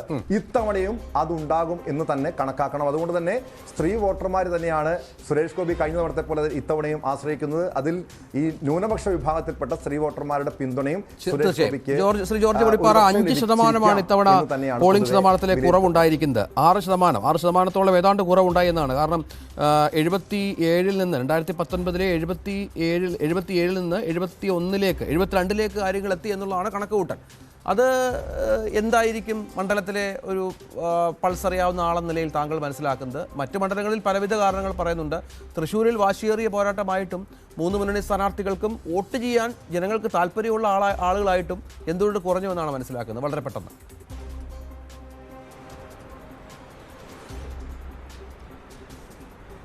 ധാരാളം ഈ വോട്ടർ പട്ടികയിൽ സ്ഥാനം പിടിച്ചിട്ടുണ്ട്. ഇപ്പൊ ഞാൻ ഇരിക്കുന്ന എൻ്റെ ഈ ഒരു ബൂത്തിൽ തന്നെ 1400 വോട്ടുകളാണ് ഉണ്ടായിരുന്നത്. അതിൽ ഏതാണ്ട് 125 വോട്ടുകളോളം, അല്ലെങ്കിൽ 85 വോട്ടുകൾ മരിച്ച വോട്ടുകളാണ്, മരിച്ചുപോയവരുടെ വോട്ടുകളാണ്. പിന്നെ സ്ഥലത്തില്ലാത്ത വോട്ടുകൾ വൻതോതിൽ പല മേഖലകളിൽ നിന്നും ആളുകൾ, ചെറുപ്പക്കാർ പല ദേശത്തേക്കും കുടിയേറിപ്പോയി, മൈഗ്രേഷൻ നടന്നു. ഇതൊരു കാരണമാണ്. പിന്നെ ഒരു ചെറിയ വിരക്തി വന്നിട്ടുണ്ട്. നമ്മൾ എത്രയൊക്കെ വലിയ പ്രചരണം നടത്തിയാലും ഈ ചെറുപ്പക്കാർക്കൊക്കെ ഒരു വിഭാഗത്തിന് വോട്ട് ചെയ്യാൻ, എന്തിനു വോട്ട് ചെയ്യണം എന്നൊരു ചോദ്യം, എല്ലാവരും കണക്കാണ് എന്നുള്ളൊരു ജനറലൈസേഷനിൽ പലരും വോട്ട് ചെയ്യാൻ മടിക്കുന്നുണ്ട്.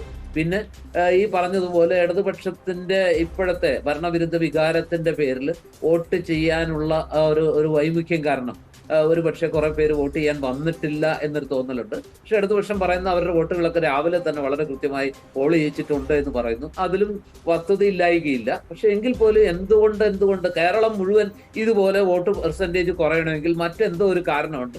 അത് ഇതുവരെ ആർക്കും കൃത്യമായിട്ട് അങ്ങോട്ട് അനലൈസ് ചെയ്ത് ശരിക്കും ഒരു കൃത്യമായ കറക്റ്റ് ക്രിസ്റ്റൽ ക്ലിയർ ആയിട്ടുള്ള ഒരു ആൻസർ ഇതുവരെ കണ്ടെത്താനും പറ്റിയിട്ടില്ല. നേരത്തെ ടോം കുര്യാക്കോസ് പറഞ്ഞ കാര്യത്തിന് ഒരു എക്സ്റ്റൻഷൻ കൊടുക്കാൻ ഞാൻ ആഗ്രഹിക്കുകയാണ്. അതായത് ഇത്തവണ ഞാൻ മനസ്സിലാക്കുന്നത് മുസ്ലിം ന്യൂനപക്ഷത്തിന്റെ ആ ഒരു കൺസോൾട്ടേഷൻ ഏറ്റവും ഒടുവിൽ ശ്രീ നരേന്ദ്രമോദി നടത്തിയ പ്രസ്താവന ഒരു പരിധിവരെ സഹായിച്ചിട്ടുണ്ട്. ഒരുപക്ഷെ ഇടതുപക്ഷത്തിന് വോട്ട് ചെയ്യുന്ന, സ്ഥിരമായി വോട്ട് ചെയ്തു വരുന്ന കാന്തപുരം വിഭാഗത്തിൽപ്പെട്ട ആ അരിവാൾ സുന്നികൾ എന്നൊക്കെ പറയുന്ന ആ ഒരു വിഭാഗത്തിന്റെ വോട്ട് പോലും ഞാൻ മനസ്സിലാക്കുന്നിടത്തോളം മുരളീധരൻ അനുകൂലമായിട്ട് ചെയ്യപ്പെട്ടു എന്നാണ് എനിക്ക് കിട്ടുന്ന വിവരം. അപ്പൊ അങ്ങനെയൊക്കെ നോക്കുമ്പോൾ ആ ഒരു പ്രസ്താവന പൊതുവിൽ ഇടതുപക്ഷത്തിന് ചെറിയ ദോഷമാണ് ചെയ്യുന്നത്. അത് ഫലത്തിൽ അഡ്വാൻറ്റേജ് സുരേഷ് ഗോപിക്കും കിട്ടിയില്ല, ഇടതുപക്ഷത്തിനും അത് വലിയ നഷ്ടം ഉണ്ടാക്കി. ഏതായാലും അതിന്റെ ഒരു ഗുണം കൂടി സുരേഷ് ഗോപിക്ക് കിട്ടി. ക്രിസ്ത്യൻ മൈനോറിറ്റിയിൽ ടോം പറഞ്ഞതുപോലെ സ്ത്രീകളുടെ ഒരു നിശ്ചിത ശതമാനം വോട്ടുകൾ കിട്ടി എന്നുള്ളത് സുരേഷ് ഗോപിക്ക് കിട്ടും, വ്യക്തിഗത വോട്ടുകളായിട്ട് കിട്ടിയിട്ടുണ്ട്. പക്ഷെ ഒരു കമ്മ്യൂണിറ്റി എന്നുള്ള നിലയിൽ അങ്ങനെ ബൾക്കായിട്ട് ആ വോട്ടുകൾ വീണിട്ടില്ല. ബൾക്കായിട്ട് ഒരു പരിധി വരെയെങ്കിലും അങ്ങനെ വീണാൽ മാത്രമേ സുരേഷ് ഗോപിയുടെ സാധ്യതകൾ കുറെ കൂടി പ്രശോഭിതമാകുമായിരുന്നുള്ളൂ. അങ്ങനെ വീണിട്ടില്ല എന്നതുകൊണ്ട് തന്നെ സുരേഷ് ഗോപി ജയിക്കും അല്ലെങ്കിൽ മുരളി ജയിക്കും എന്ന് നമുക്ക് തീർത്ത് പറയാൻ പറ്റില്ല. വളരെ എന്താ പറയാ, ഒരു ഉറപ്പും പറയാൻ പറ്റാത്ത രീതിയിൽ മൂവർക്കും കൃത്യമായ തന്നെ അവകാശവാദത്തിന് സ്കോപ്പുണ്ട്, വിജയ സാധ്യതയുണ്ട്. 3 തരത്തിലുള്ള വ്യക്തിത്വങ്ങളാണ് ഇവിടെ ഇത് ചെയ്യുന്നത്. അതിൽ ജനം ആരെ തെരഞ്ഞെടുക്കും എന്നുള്ളത് 4-ാം തീയതി വരെ. നന്ദി ശ്രീ ജോർജ് പടിപ്പാറ, ഒപ്പം ടോം കുര്യാക്കോസും ചേർന്നു. നമുക്ക് ഇനി പാലക്കാട് മണ്ഡലത്തിലേക്കാണ് പോകേണ്ടത്. തൃശ്ശൂരിന്റെ അവലോകനമായിരുന്നു. ഇനി പാലക്കാട് മണ്ഡലത്തിലേക്ക് പോകണം. അവിടെ എസ് ദിനേഷ് കുമാർ തയ്യാറാണ്. വളരെ പെട്ടെന്ന് തിരിച്ചു വരാം ഇടവേളയ്ക്ക് ശേഷം.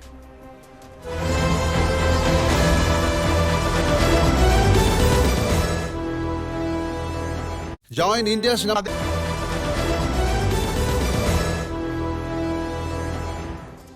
നമ്മളിനി പോകുന്നത് പാലക്കാട് മണ്ഡലത്തിലേക്കാണ്.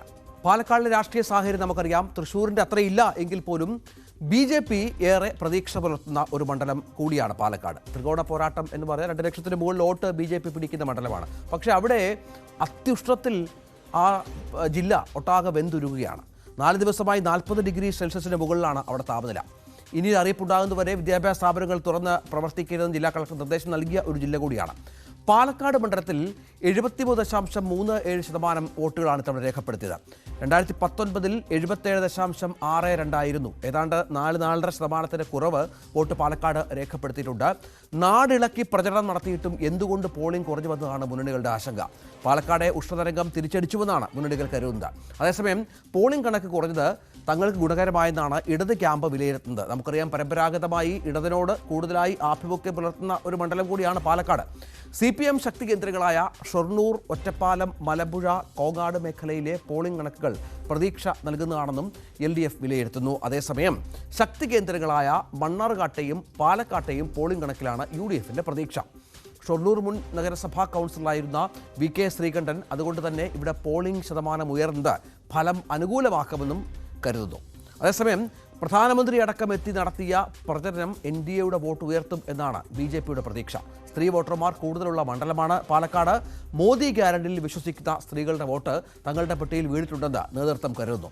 ഏതായാലും ജനങ്ങളുടെ മനസ്സിൽ എന്താണെന്നറിയാൻ നമുക്ക് ദിവസങ്ങളിൽ ഇനി കാത്തിരിക്കേണ്ടി വരും. എസ് വിനേഷ് കുമാർ അവിടെയുണ്ട്. വിനേഷ്, പാലക്കാട് അട്ടിമറി വിജയം കഴിഞ്ഞ തവണ VK ശ്രീകണ്ഠൻ നേടിയ ഒരു മണ്ഡലമാണ്. അവിടെ എന്താണ് സംഭവിച്ചതെന്ന് നമ്മൾ ഒരുപാട് വിലയിരുത്തുകയാണ്. ശ്രീകണ്ഠൻ അവിടെ ജനകീയനാണ്. ഒപ്പം വിജയരാഘവൻ എന്ന വളരെ പ്രധാനപ്പെട്ട കരുത്തിനെ ഇറക്കിയാണ് അവിടെ പോരാട്ടം നടത്തിയത്. പ്രചരണകാലം മുഴുവൻ വിനേഷ് അവിടെ റിപ്പോർട്ട് ചെയ്ത ആളാണ്. BJPയുടെ സ്ഥാനാർത്ഥി കൃഷ്ണകുമാറും അവിടുത്തെ ഓരോ വോട്ടർമാരെയും നേരിട്ടറിയാവുന്ന ആളാണ്. അങ്ങനെ പ്രചണ്ഡമായ പ്രചരണകാലത്തിന് ശേഷം, തെരഞ്ഞെടുപ്പിന് ശേഷമുള്ളൊരു വിലയിരുത്തൽ എങ്ങനെയാണ് ഈ രാഷ്ട്രീയ കക്ഷികളുടെ ഒരു കണക്കുകൂട്ടലിലേക്ക്? ഇപ്പോഴെന്തായാലും 3 മുന്നണികളും എത്തിക്കാണുമല്ലോ.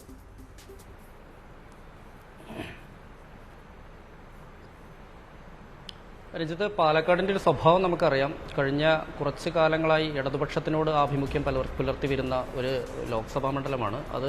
കഴിഞ്ഞ കുറച്ച് കാലമല്ല, നമുക്കൊരു 90കൾക്ക് ഇപ്പുറം ഈ മണ്ഡല പുനർനിർണ്ണയമൊക്കെ നടത്തിയതിന് ശേഷം കൃത്യമായൊരു ഇടത് കോട്ട എന്ന് തന്നെയാണ് അറിയപ്പെടുന്നത്. പക്ഷേ കഴിഞ്ഞ തവണ എല്ലാവരെയും ഞെട്ടിച്ചുകൊണ്ട് VK ശ്രീകണ്ഠൻ, UDFിലെ VK ശ്രീകണ്ഠൻ ഇവിടെ അട്ടിമറി വിജയം തന്നെ നേടുകയായിരുന്നു എന്നുള്ളതാണ് എടുത്തു പറയേണ്ട കാര്യം. ഇതിൽ ഒരുപാട് കാരണങ്ങളുണ്ട്. അന്നത്തെ VK ശ്രീകണ്ഠന്റെ വിജയത്തിന് പിന്നിൽ ഒരുപാട് കാരണങ്ങളുണ്ട്. എന്തായാലും ആ ഒരു സാഹചര്യവും ആ ഒരു ട്രെൻഡും ഇന്നില്ല എന്ന് LDF വിശ്വസിക്കുന്നുണ്ട്. അതുകൊണ്ട് തന്നെ LDF വലിയൊരു വിജയപ്രതീക്ഷ ഇവിടെ വെക്കുന്നുണ്ട്. കാരണം ഈ സ്ഥാനാർത്ഥി നിർണയത്തിന് തൊട്ട് മുമ്പ് തന്നെ, അവിടെ സ്ഥാനാർത്ഥി നിർണയിക്കുന്നതിന് മുമ്പ് തന്നെ അടിത്തട്ടിൽ നന്നായി ജോലി ചെയ്യുന്നുണ്ടായിരുന്നു LDF, പ്രത്യേകിച്ച് CPM നന്നായി. പിന്നെ സ്ഥാനാർത്ഥി വിജയരാഘവൻ എത്തിയതോടുകൂടി കൂടുതൽ ഊർജ്ജസ്വലമായി തന്നെ CPMും അതുപോലെ തന്നെ LDF മുന്നോട്ട് പോകുന്ന കാഴ്ച നമുക്ക് കാണാൻ കഴിയുന്നുണ്ട്. കഴിഞ്ഞ തവണ നമുക്കറിയാം, കഴിഞ്ഞ തവണ VK ശ്രീകണ്ഠനോട് MP രാജേഷ് തോറ്റൊരു സാഹചര്യം, അതിലൊന്ന് ഈ 2-3 കാരണങ്ങളുണ്ട്. അതിലേറ്റവും പ്രധാനമായ കാരണം എടുത്തു പറയുകയാണെങ്കിൽ, അന്ന് ഈ PK ശശി, CPM നേതാവായ PK ശശി ലൈംഗിക അപവാദ കേസിൽ കുടുങ്ങുകയും ലൈംഗിക പീഡന കേസിൽ കുടുങ്ങുകയും പാർട്ടിയിൽ വലിയ ചർച്ചയാകുകയും ചെയ്ത സമയത്ത് അന്നത്തെ MP രാജേഷും അതുപോലെ തന്നെ MP രാജേഷിൻ്റെ ഭാര്യ സഹോദരനായ നിതിൻ കണിച്ചേരി, ഈ CPM-ലെ പ്രമുഖ നേതാവായ നിതിൻ കണിച്ചേരി ഉൾപ്പെടെയുള്ളവർ PK ശശിക്കെതിരെ അന്ന് രംഗത്ത് വന്നിരുന്നു. ഈ ഒരു സാഹചര്യം മനസ്സിലാക്കിക്കൊണ്ട് തന്നെ PK ശശി MP രാജേഷിനെ തോൽപ്പിക്കാൻ വേണ്ടി ഒരു നീക്കം അണിയറയിൽ അത്തരത്തിലുള്ളൊരു നീക്കം നടത്തി. ചില അടിയൊഴുക്കുകൾ ഉണ്ടാകാനുള്ള ഒരു പ്രധാന കാരണം അതാണ്. മറ്റൊന്ന് രാഹുൽ ഗാന്ധിയുടെ കേരളത്തിലേക്കുള്ള വരവ്, ഇനിയൊന്ന് ശബരിമല വിഷയം. ഈ ശബരിമല വിഷയമെല്ലാം പാലക്കാട് പോലൊരു സ്ഥലത്ത് നമുക്കറിയാം ഏറ്റവും കൂടുതൽ ജനങ്ങളെ സ്വാധീനിക്കാൻ കഴിയുന്നൊരു വിഷയം കൂടിയായിരുന്നു. ഇത്തരം കാരണങ്ങളായിരുന്നു അന്ന് VK ശ്രീകണ്ഠന് അട്ടിമറി വിജയം നേടാൻ കാരണമായത്. പക്ഷേ കഴിഞ്ഞ ഈ 5 വർഷം കൊണ്ട് VK ശ്രീകണ്ഠന്റെ എല്ലാവരും 1 മാസം 1.5 മാസവും പ്രചാരണം നടത്തുമ്പോൾ താൻ ഒരു 5 വർഷമായി പ്രചാരണം നടത്തി വരികയാണെന്നാണ് VK ശ്രീകണ്ഠൻ പറയുന്നത്. കഴിഞ്ഞ 5 വർഷക്കാലം മണ്ഡലത്തിൽ തന്നെ നിന്നുകൊണ്ട് മണ്ഡലത്തിലെ വികസന പ്രവർത്തനങ്ങളിലും മറ്റും എല്ലാം തന്നെ നേരിട്ട് ഇടപെടുകയും വികസന പ്രവർത്തനങ്ങളുമായി മുന്നോട്ട് പോവുകയും ചെയ്ത ഒരാളാണ് VK ശ്രീകണ്ഠൻ. അതുകൊണ്ട് തന്നെ VK ശ്രീകണ്ഠനെ സംബന്ധിച്ചിടത്തോളം വിജയപ്രതീക്ഷ ഏറെയാണ്. കഴിഞ്ഞ തവണത്തേക്കാൾ കൂടുതൽ ഭൂരിപക്ഷം പ്രതീക്ഷിക്കുന്നതായി അദ്ദേഹം തെരഞ്ഞെടുപ്പ് കഴിഞ്ഞതിന് ശേഷം നമ്മോട് വ്യക്തമാക്കുകയും ചെയ്തു. പക്ഷേ CPM ക്യാമ്പിലേക്ക് എത്തുമ്പോൾ CPM വലിയ ആത്മവിശ്വാസത്തിൽ തന്നെയാണ്. കാരണം CPM-ന്റെ പോളിറ്റ് ബ്യൂറോ അംഗമാണ്, മുതിർന്ന നേതാവാണ് വിജയരാഘവൻ. അദ്ദേഹം തെരഞ്ഞെടുപ്പ് ഗോതയിലേക്ക് ഇറങ്ങിയതോടുകൂടി CPM-ന്റെ മുഴുവൻ സംവിധാനങ്ങളും എണ്ണയിട്ട യന്ത്രം പോലെ പ്രവർത്തിച്ചു. അതിൽ നിന്ന് വിട്ട് PK ശശിയും MP രാജേഷിനായിരുന്നു MP രാജേഷും AK ബാലനും ഒക്കെ നേരിട്ട് തെരഞ്ഞെടുപ്പ് നിയന്ത്രിക്കുന്നതിലേക്ക് കാര്യങ്ങളെത്തി. PK ശശിയും ഉൾപ്പെടെയുള്ളവർ മണ്ണാർക്കാട് മേഖലയിലും സജീവമായി. ഈ കാഴ്ചകളാണ് നമ്മൾ കണ്ടത്. അതുകൊണ്ട് തന്നെ അവിടെ കൃത്യമായി തന്നെ ഒരു പഴുതടച്ചുകൊണ്ട് പൂർണ്ണമായും ഒരു വോട്ടുകൾ പോലും അടിയൊഴുക്കില്ലാത്ത രീതിയിൽ പരിഹരിക്കാൻ കഴിഞ്ഞു എന്നുള്ളൊരു ആത്മവിശ്വാസം CPM-നകത്തുണ്ട്. അതുകൊണ്ട് തന്നെ വിജയസാധ്യത അവർ ഉറപ്പിക്കുന്നുണ്ട്. കാരണം നമുക്കറിയാം അതിനുശേഷം നടന്ന കൊട്ടിക്കലാശത്തിൽ നമ്മൾ കണ്ട UDF-നും BJP-ക്കുള്ളതിനേക്കാൾ കൂടുതൽ ആളുകൾ, വലിയ തോതിൽ ആൾക്കൂട്ടത്തെ അവിടെ കൊണ്ടുവരാനും നഗരത്തിൽ സ്റ്റേഡിയം ജംഗ്ഷനിൽ വലിയ തോതിൽ തന്നെ കൊട്ടിക്കലാശം നടത്താനും CPM-ന് കഴിഞ്ഞു. അത്രയും വലിയൊരു ശക്തി പ്രകടനമായി മാറ്റാനും കഴിഞ്ഞു. മറ്റൊന്ന് BJP-യാണ്. BJP-ക്ക് വലിയ സാധ്യതകൾ, വിദൂര ഭാവിയിൽ വലിയ സാധ്യതകളുള്ള ഒരു സ്ഥലം കൂടിയാണ്. പക്ഷേ തൃശ്ശൂരിനേക്കാൾ കൂടുതൽ BJP-ക്ക് സാധ്യതയുള്ള ഒരു സ്ഥലമായിട്ട് വേണം നമുക്ക് പാലക്കാടിനെ വിലയിരുത്താൻ. കാരണം അനുദിനം BJP-യുടെ വളർച്ച കാണുന്ന ഈ പാലക്കാട്ടെ പ്രത്യേകത മലമ്പുഴയിലടക്കം 2 നിയമസഭാ മണ്ഡലങ്ങളിൽ BJP 2ാം സ്ഥാനത്ത് വന്നൊരു മണ്ഡലമാണ് പാലക്കാട്. BJP കേരളത്തിൽ ഭരിക്കുന്ന ഏക നഗരസഭ ഉള്ള ഒരു മണ്ഡലമാണ്. ഒപ്പം അവിടെ കൃഷ്ണകുമാർ നമ്മൾ നേരിട്ട് അവിടെ കണ്ടറിഞ്ഞതാണ്. അദ്ദേഹത്തിൻ്റെ ഒരു ജനകീയത എല്ലാവരെയും നേരത്തെ പറഞ്ഞാൽ അറിയാം. അദ്ദേഹം അവിടെ വർഷങ്ങളായിട്ട് പ്രവർത്തിക്കുന്ന ആളാണ്. മലമ്പുഴയിൽ പോലെയുള്ള സ്ഥലത്തൊക്കെ 2ാമത് വന്ന ആളാണ്. നഗരസഭ ചെയർമാനായിരുന്ന ആളാണ്. അങ്ങനെ ഒരുപാട് പ്രത്യേകതകളുണ്ട്. പക്ഷേ അപ്പോഴും ഇടതു കോട്ട എന്നത് വളരെ പ്രധാനമാണല്ലോ. അവിടുത്തെ എല്ലാ നിയമസഭാ മണ്ഡലങ്ങളും ഭരിക്കുന്നത് ഒരു നിയമസഭാ മണ്ഡലം ഒഴിച്ച് ബാക്കിയെല്ലാം BJP LDF-മായി ചേർന്ന് നിൽക്കുന്ന നിയമസഭാ മണ്ഡലങ്ങളാണ്. കാലാകാലങ്ങളായി LDF വിജയിച്ചു വരുന്ന മണ്ഡലമാണ്. കഴിഞ്ഞ തവണ സംഭവിച്ചത് അട്ടിമറി വിജയമെന്ന് തന്നെ വിശേഷിപ്പിക്കാം. ഇതൊക്കെ മറികടന്ന് വേണം ഒരു സ്ഥാനാർത്ഥിക്ക്, ഒരു BJP സ്ഥാനാർത്ഥിക്ക് ജയിക്കണമെങ്കിൽ അവിടെ ജയിക്കാൻ. ഒപ്പം ശ്രീകണ്ഠനും ഇത്തവണ വിനേഷ് പറയുന്നതനുസരിച്ച് കാര്യങ്ങൾ കഴിഞ്ഞ തവണത്തെ പോലെ സുഗമമല്ല എന്ന് വേണം മനസ്സിലാക്കാൻ, അല്ലേ?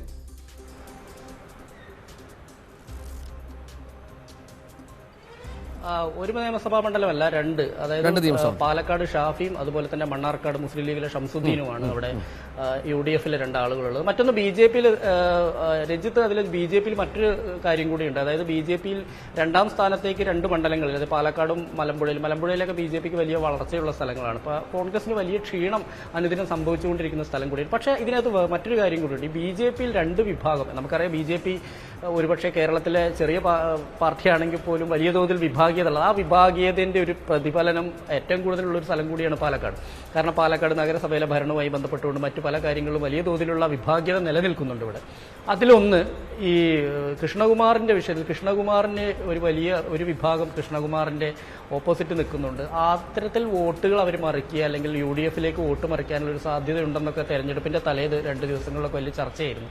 കാരണം ഈ ശ്രീകണ്ഠൻ ഉണ്ടെങ്കിൽ തന്നെ ശ്രീകണ്ഠനിലേക്കായിരിക്കും വോട്ട് പോവുക. കഴിഞ്ഞ പ്രാവശ്യം 2,18,000 ചില്ലാനം വോട്ടുകളാണ് C കൃഷ്ണകുമാറിന് കിട്ടി. ഇത്തവണ അതൊരു 2.5 ലക്ഷമെങ്കിലും ആക്കി മാറ്റുക എന്നുള്ളതാണ് C കൃഷ്ണകുമാറിനെ സംബന്ധിച്ചിടത്തോളം അതാണുള്ളത്. പക്ഷേ അപ്പോഴും ഈ വോട്ടുകളിൽ അടിയൊഴുക്ക്, ഇപ്പോൾ കൃഷ്ണദാസ്, എതിർപക്ഷത്തുള്ള കൃഷ്ണദാസും ഉൾപ്പെടെ എടുക്കുന്ന വലിയൊരു വിഭാഗം ഇയാളുടെ എതിർപക്ഷത്ത് മറ്റു വിഭാഗത്തിൽ നിൽക്കുന്നുണ്ട് BJP-ക്ക് അകത്ത് തന്നെ. അവരൊരു പക്ഷേ പാലം വലിക്കുകയോ അല്ലെങ്കിൽ മറ്റെന്തെങ്കിലും നടപടി ഇതുണ്ടായിക്കഴിഞ്ഞാൽ, അവരുടെ ഭാഗത്തുനിന്നുണ്ടായിക്കഴിഞ്ഞാൽ കൃഷ്ണകുമാറിന് ഉദ്ദേശിച്ച വോട്ട് കിട്ടാനുള്ള സാധ്യതയില്ല.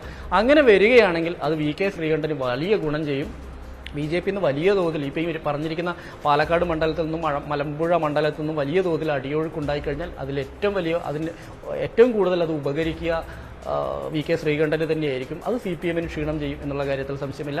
മറ്റൊന്ന് ഇടതുകോട്ടയാണ്. ഇടതുകോട്ട രഞ്ജിത്ത് പറഞ്ഞ പോലെ തന്നെ പാലക്കാടും മണ്ണാർക്കാടും ഒഴികെയുള്ള സ്ഥലങ്ങളെല്ലാം തന്നെ നിയമസഭാ മണ്ഡലങ്ങൾ ബാക്കി 5 സ്ഥലത്തും LDFന്റെ തേരോട്ടം എന്ന് തന്നെ വേണമെങ്കിൽ പറയേണ്ടിയിരിക്കുന്നു. കാരണം അത്രത്തോളം സ്വാധീനമുള്ള സ്ഥലങ്ങളാണ്. പക്ഷേ ഈ പട്ടാമ്പി ഭാഗങ്ങളിലൊക്കെ ഇപ്പോഴും നമുക്കറിയാം, പട്ടാമ്പിയിലൊക്കെ 70-72% വോട്ടുള്ളൂ. പക്ഷേ പട്ടാമ്പിയിലൊക്കെ UDFന് കുറച്ച് സ്വാധീനമുള്ള സ്ഥലങ്ങളുണ്ട്. ഷൊർണൂരിലും കുറച്ച് ഭാഗത്തുണ്ട്. കാരണം ഷൊർണൂർ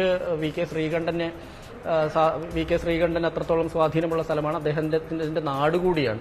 അവിടെ കുറച്ച് അദ്ദേഹത്തിന് സ്വാധീനം. പക്ഷെ അതേക്കാൾ കൂടുതൽ പട്ടാമ്പിയിൽ കഴിഞ്ഞ തവണ അതുപോലെ തന്നെ UDFിലേക്ക് നല്ലൊരു ശതമാനം LDFന്റെ മുഹസിനാണ്, CPL മുഹസിനാണ് അവിടെ MLA എങ്കിൽ പോലും പട്ടാമ്പിയിൽ നിന്ന് UDFന് നന്നായി വോട്ട് ലഭിച്ചൊരു സാഹചര്യം ഉണ്ടായിരുന്നു. ആ ഒരു സാഹചര്യം അപ്പോൾ ഈ VK ശ്രീകണ്ഠന്റെ ഒരു കണക്കൂട്ടൽ അത് തന്നെയാണ്. മണ്ണാർക്കാട് മുസ്ലിം ന്യൂനപക്ഷങ്ങൾക്കിടയിലെ വോട്ട്.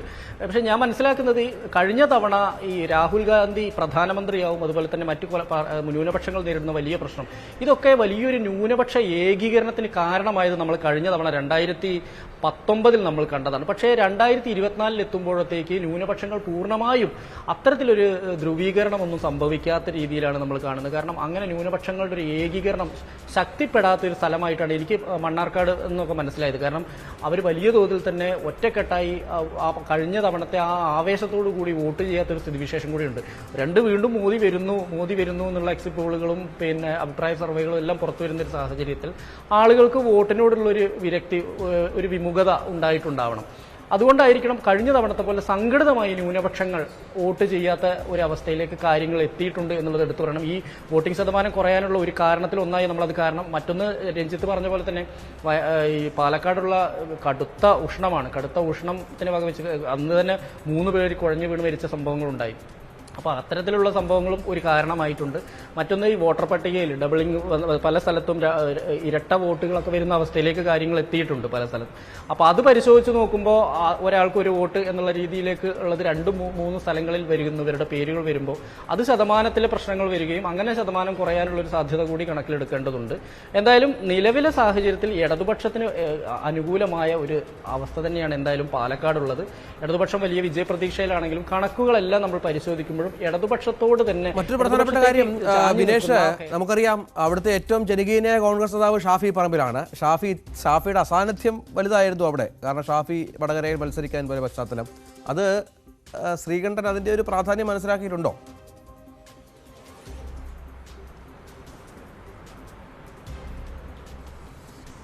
ഷാഫി പറമ്പിലിന്റെ ഒരു അസാന്നിധ്യം, ഷാഫി പറമ്പിൽ എന്തായാലും ശ്രീകണ്ഠന് വേണ്ടി പ്രവർത്തിക്കേണ്ട ആളാണ്, അദ്ദേഹത്തിന്റെ മണ്ഡലത്തിൽ ഓടി നടക്കേണ്ട ആളാണ്. പക്ഷേ അപ്പോഴും നമ്മൾ മനസ്സിലാക്കേണ്ട ഒരു കാര്യം, ശ്രീകണ്ഠനും ഷാഫിയും രണ്ട് ഗ്രൂപ്പിൽ നിൽക്കുന്ന ആളുകളാണ്. അത്തരം ഒരുമിച്ച് മുന്നോട്ട് പോകുന്ന ഒരാളായിട്ട് എനിക്ക് തോന്നിയിട്ടില്ല. അതായത് അവരുടെ പ്രവർത്തന മണ്ഡലങ്ങളൊക്കെ നമ്മൾ പരിശോധിച്ച് കഴിഞ്ഞിട്ടുണ്ടെങ്കിൽ അവർ ഒറ്റക്കെട്ടായി അവർ രണ്ടുപേരും കൂടെ തോളോട് തോൾ ചേർന്നുകൊണ്ട് ഒരു പ്രവർത്തനം നടത്തുന്നതൊന്നായിട്ട് നമുക്ക് അങ്ങനെ തോന്നിയിട്ടില്ല.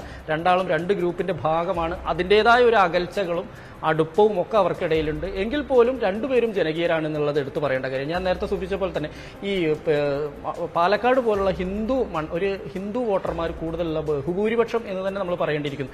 ഇവിടെ ജാതി സമവാക്യങ്ങൾ വലിയൊരു ഘടകമാണ്. പ്രത്യേകിച്ച് സവർണ വിഭാഗങ്ങൾ, പിന്നെ നായർ, മേനോൻ, തമിഴ് ബ്രാഹ്മൺസ് ഉണ്ട്. ഇപ്പോൾ ഈ കൽപ്പാത്തി ഭാഗത്തൊക്കെ ഷാഫിക്ക് ഏറ്റവും കൂടുതൽ വോട്ട് കിട്ടിയിരുന്നത് കൽപ്പാത്തിയിലെ ബ്രാഹ്മണർക്കിടയിൽ നിന്നാണ്.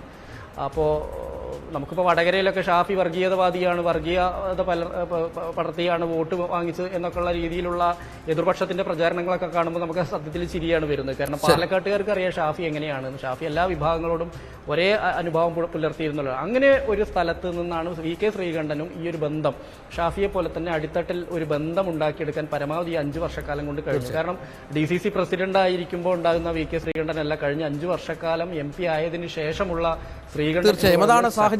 ഏതായാലും ശ്രീകണ്ഠന്റെ ജനകീയത ഒട്ടും കുറച്ച് കാണാൻ സാധിക്കില്ല. മറുവശത്ത് LDF മണ്ഡലം എന്ന വളരെ പ്രധാനപ്പെട്ട കാര്യമുണ്ട്.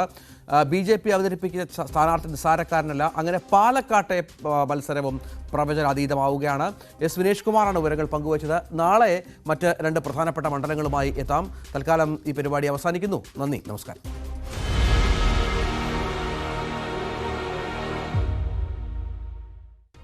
Political Grand Finale, co-presented by Berger Paints, 100 years of trust. Educational partners. IBIS Group of Educational Institutions. ഇനി കണ്ണടച്ചല്ല കണ്ണ് തുറന്ന് സ്വപ്നം കാണാം. IBIS-ലൂടെ Indian Institute of Commerce, Lakshya. Join Indian Institute of Commerce Lakshya. 21ാം വയസ്സിൽ life is settle. And Jain deemed to be University, Kochi. Be the change. Be the future with Jain deemed to be University, Kochi.